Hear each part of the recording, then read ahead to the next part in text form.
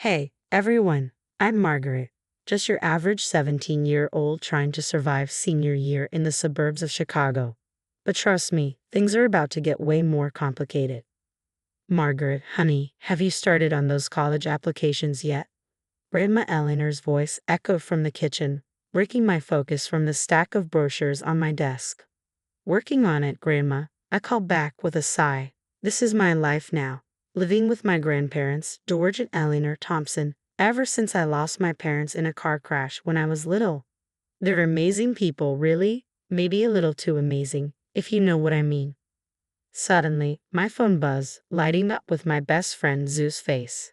Hey, debate team superstar. Ready to get crushed at tomorrow's practice, she teased, her grin bright on the screen. I laughed, rolling my eyes. In your dreams, Chen. But seriously, how do you do it? Top grades, debate champ, and you make me look bad in every class. Zoe shrugged, winking. It's a gift. Don't worry, you've got other talents, like, being tall. Gee, thanks. I smirked. Just then, a text from my boyfriend, Trevor, popped up. Good luck on your Stanford app, babe. You've got this. Yo twisted in my stomach. Trevor, the school's basketball hotshot, thought I was Stanford material. If only he knew. Margaret, Mr. Jenkins is on the phone, Grandpa George called out.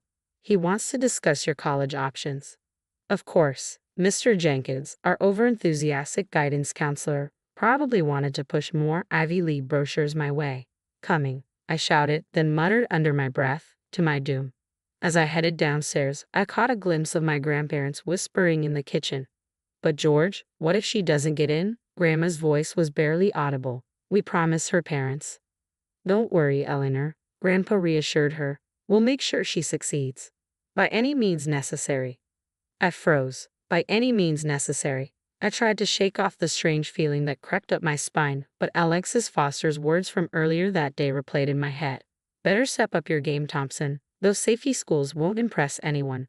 I gritted my teeth. Alexis was always trying to one-up me. Maybe she was right. Was I really cut out for this? I picked up the phone, ready to talk to Mr. Jenkins, but I couldn't shake the feeling that my life was about to get a whole lot messier. Little did I know, I was about to get tangled in a web of secrets that would turn my world upside down. Later, I walked into the school gym, transformed for the college fair. Banners from prestigious universities hung everywhere, and nervous seniors buzzed around, chatting with recruiters. I spotted Grandma Eleanor waving me over. She and Grandpa George were deep in conversation with a Yale recruiter. There she is, Grandma called out, her smile widening. Our Margaret is quite the achiever, Grandpa boasted. Valedictorian of her class, you know. I froze. Valedictorian? I wasn't even close. Oh, and she founded the debate team, Grandma added, her eyes gleaming with pride. Such a leader, our girl. My mind spun. I only joined the debate team last year. The Yale recruiter looked impressed. Quite a resume, and I understand you organize a citywide animal adoption event. I opened my mouth, stunned, but Grandpa jumped in before I could speak. Yes, hundreds of animals found homes because of her. I felt sick. The truth was, I'd volunteered at one adoption event, walking dogs for a couple of hours. Oh, and don't forget her internships and research projects. Grandma beamed. Internships. Research projects. I stammered an excuse and ducked into a quiet corner. My phone buzzed with a text from Zoe. Where are you? Zoe texted.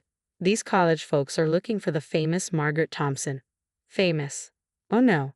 Later that night, I couldn't hold back. I confronted my grandparents in the living room.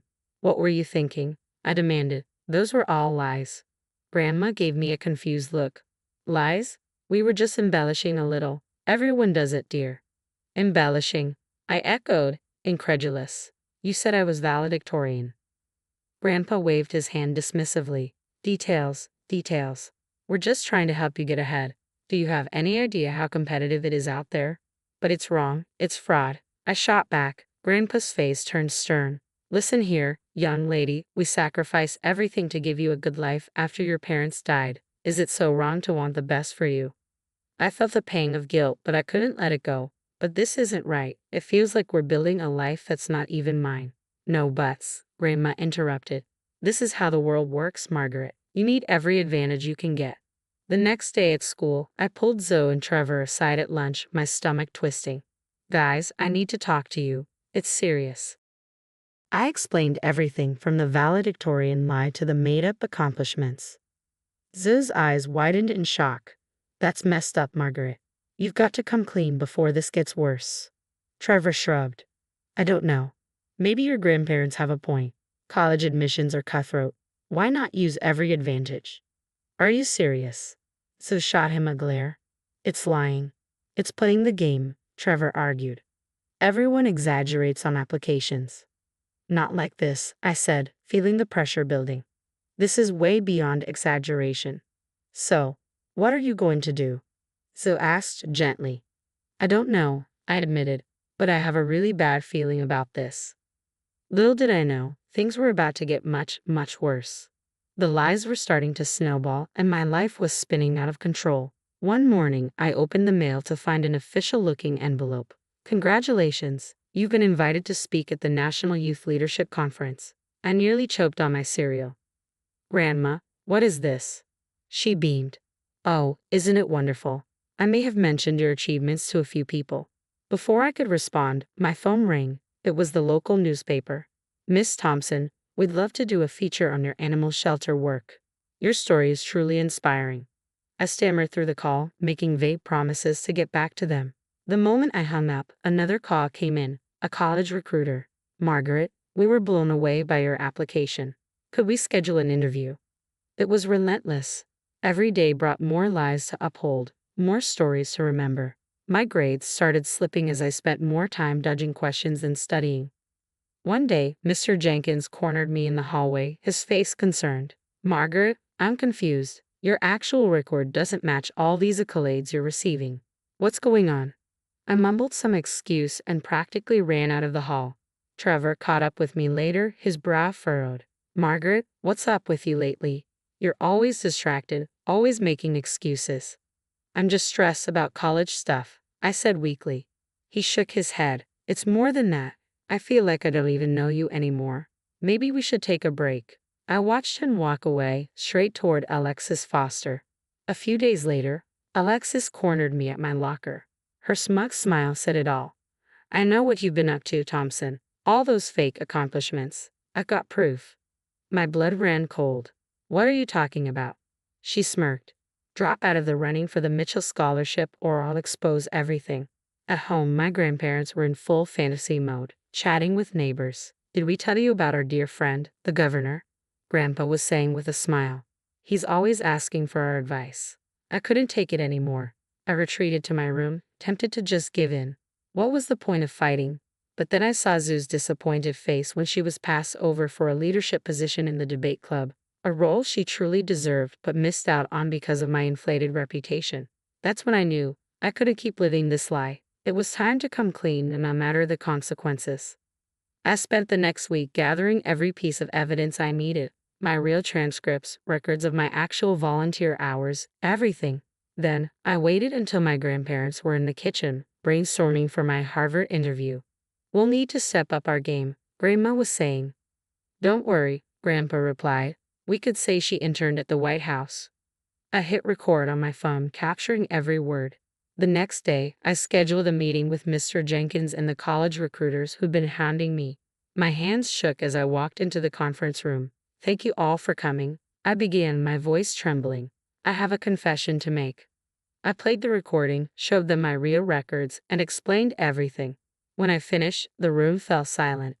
Mr. Jenkins was the first to speak. Margaret, I don't know what to say. This is a serious ethical breach.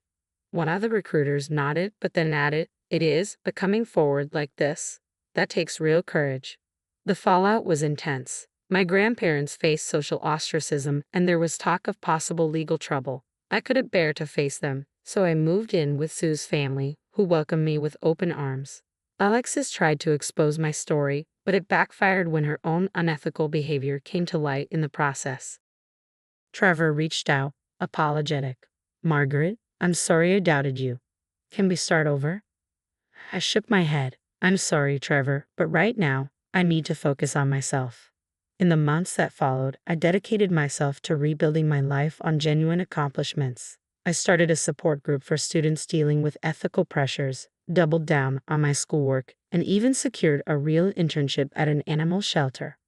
When graduation day came, I wasn't valedictorian, but as I stood there in my cap and gown, I felt something far better: pride in my real achievements and excitement for the next chapter. Zoe grinned at me from the audience, and I smiled back. This time, it was going to be my real story. Margaret's journey from deception to redemption raises a question for all of us. How far would you go to achieve your dreams? If you were in her shoes, would you have come clean or kept the deception alive for a shot at a prestigious college? This isn't just about college admissions, it's about the ethical choices we face every day. Is there a point where the ends justify the means, or is honesty always the best policy? Share your thoughts in the comments below. Have you ever felt pressure to exaggerate or bend the truth? How did you handle it? Your insights might just help someone else wrestling with a similar dilemma. If Margaret's story resonated with you, hit that like button to help more people find it. And if you want to dive into more stories that challenge our values and make us think, consider subscribing. Integrity is one of your most valuable assets. Protect it, and don't be afraid to stand up for what's right, even when it's hard. So what would you have done in Margaret's place? Let us know in the comments.